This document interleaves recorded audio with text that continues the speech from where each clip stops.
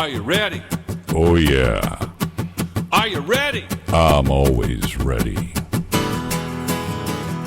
This is engaging time. Hit it. I saw you were with them last night. I saw you were with them last night. Don't burn the bridge, burn the bridge. Yeah, that's engaging time, coming to a venue near you in calendar year 2025. By the way, engaging time is yours truly. Me, your lovable host. That is a song called Don't Burn the Bridge, Burn the Paper. Sean, just a separate plug, dare I say, for myself. My guitar teacher was giving me some new songs over the weekend, and he looks at me with one of those eyes, and he said, "It's time." I said, "No, it's engaging time." He said, No. It's time. You need to get out there. You can do this. I'm like, well, I don't know about my voice. And kind of sheepishly, you're fine. Get your butt out there. You got songs to share, and you got talent. Get out and go. So if I come to Columbus, will Kelly join me on stage and run bass with me? I would probably let her know before time. Probably. Trust me, if I come to Columbus and do a gig, I'll give her plenty of lead time so she can practice and get her fingers all tuned up, and I'll make sure we have at least a few hours of rehearsal time so she knows what the heck I'm doing. So anyway, welcome back, ladies and gentlemen. That's Sean Hauser. My name is Bill Miksch. You are joining your Insurance Corner at 101.5 FM, WLCB Slade's Corner, Wisconsin. We are talking about annuities, and we're just going over the glossing over of Myga versus fixed annuities. I just have one other little comment about Mygas and fixed annuities before we get into fixed indexed annuities, because there's a big difference. Your money is tax deferred in both products. The terms can be anywhere from 1 year up to 10 or 12 years. I don't sell anything less than 10. There are other people that sell longer periods. And by the way, Sean, just for the record, the longer the surrender charge, the bigger the commission, for the record. Just be aware of that. And in my office, I don't sell anything greater than 10 years because I just don't see the purpose in doing that. Nobody's winning after 10 years except for the broker who's getting a bigger commission. And then suitability. These are products that have to be suitable for you. I cannot sell a client an annuity if they've only got 50 or 100 grand to their name. I mean, could it be done? Yeah, I suppose it could be done. Is it the right thing to do? I struggle with that. Because if there's any kind of an inkling that there's medical issues, Sean, in particular, or tax issues that they've got because they live in a high property tax house, even if their house is paid for, I don't want to be taking money out of their pocket knowing that I could be harming them from being able to thrive as a human being with medical issues, or being forced to have to sell the house because of a tax issue. So suitability is a huge deal. The suitability, however, is universal in the investment world. Whether you're selling stocks, bonds, mutual funds, or annuities, or life insurance, they have to be suitable for the client. And we're not going to talk about this now in another show, Sean. We're going to talk about the fiduciary, the person as a fiduciary versus the person who doesn't follow the fiduciary rule. I have some definite opinions about that. And I think it always comes down to the core character of the person who is the advisor or the salesperson. Are they doing it for themselves, or are they doing it for the client? So we'll talk about that later.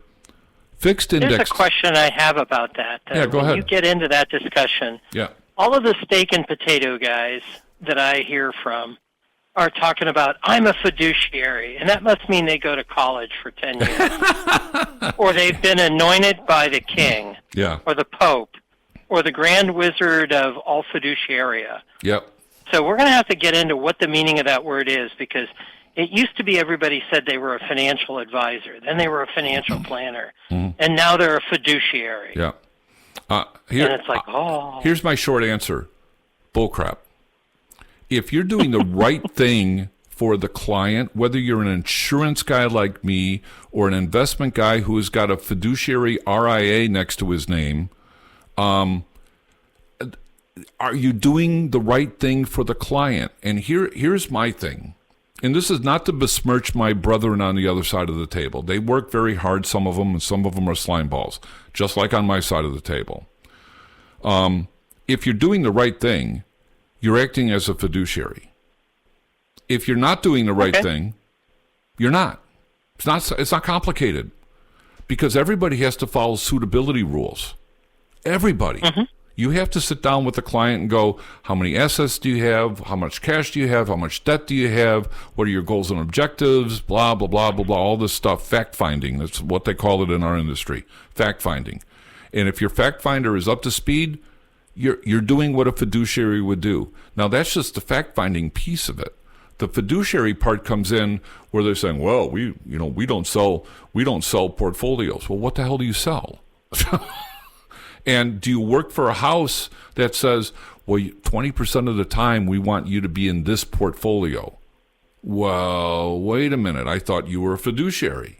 Now, all of a sudden, there's this by-the-way clause that you have to sell, our latest and greatest mutual fund or stock portfolio as a part of your engineering of somebody's investment portfolio. That's not a fiduciary. That's somebody in a C-suite who hasn't sat down with a client in 2 decades telling you that you have to do this because they have to be more profitable for their stockholders or their partners or whoever you're talking to. So this whole thing of fiduciary versus suitable, just is the person you're working. Smoke and mirrors is what it is. Yeah, it's smoke and mirrors. Yeah, I mean, if the client, if the advisor is doing the right thing for you, Mr. Client, then they're acting like a fiduciary. If you get a sense that they're now all of a sudden working for you, working for them, that the commission is more important or some product they're trying to push is more important than your financial wherewithal, then they're not acting as a fiduciary. Now they're a salesperson. And I've always said, Sean, I want you to buy a product from me. I don't want to sell it. Because if I sold it to you, at some point there's going to be this buyer's remorse that could take place. And now all of a sudden, what you thought was a really good idea, now you're like questioning because part of it's going to come from, your friends are, why did you buy that? Those products are terrible. And they don't know what the hell they're talking about either. But now you've got doubt in your head.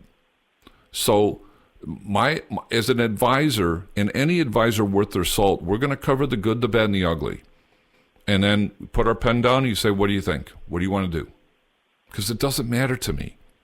To me, as an advisor, it only matters that you are in the right place and you're happy with what you bought and you can turn on automatic pilot and move on with your life because that part, at least for the moment, is taken care of.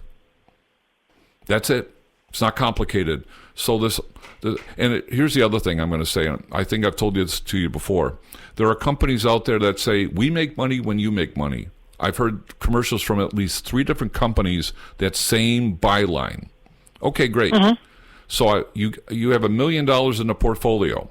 They're getting a 1% fee. That's fine. I don't have a problem with that. So they're making $10,000 on you, coming off the top of your portfolio. The market takes a 50% crap. You're down to $500,000. They're still making $5,000. Who got hosed? Are they a fiduciary now?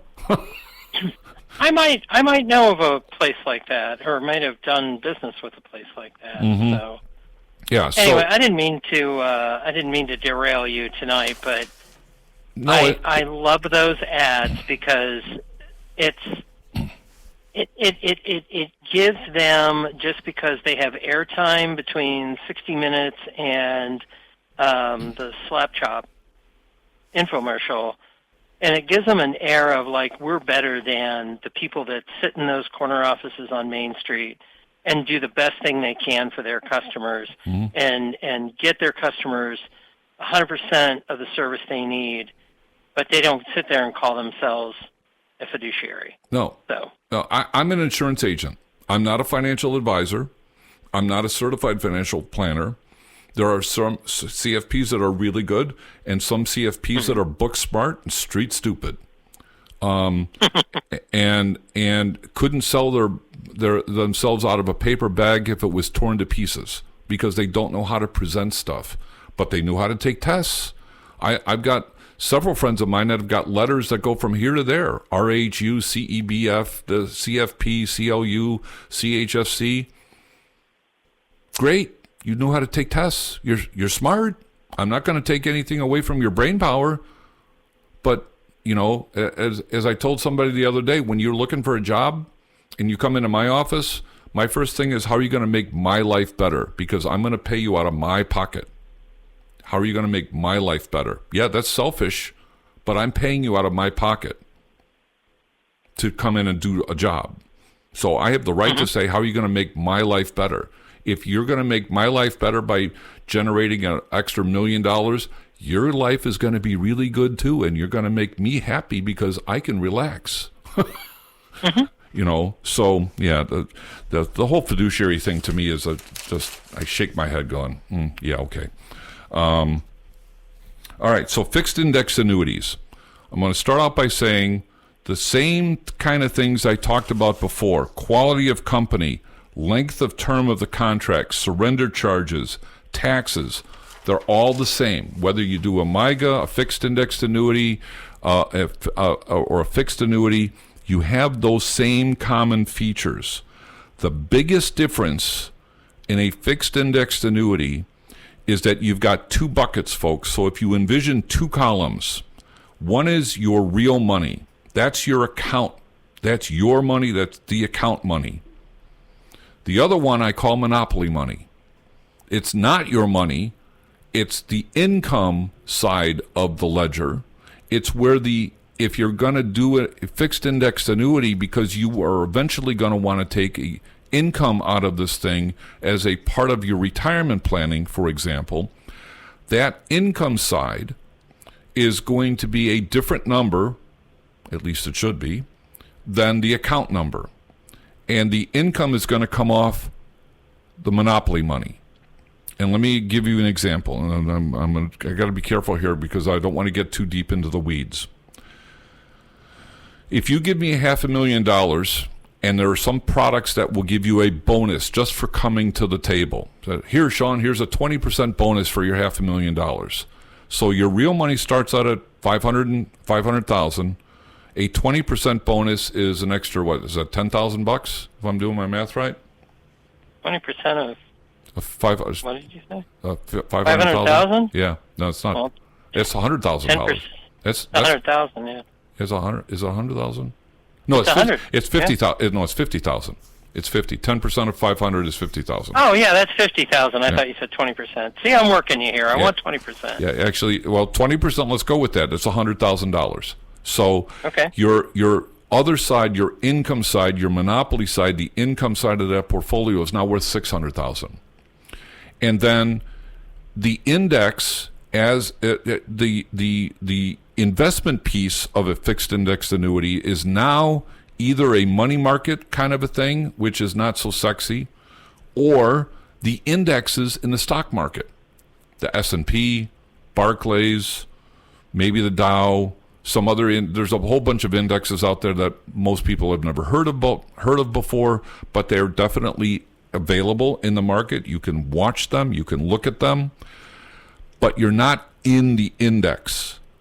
You are just what the company is doing is mirror imaging the index. So when you buy a portfolio, let's say you buy it on June 1st, whatever the index was at that day, that's your price point. That's your walk-in money. That's what it's worth on that day.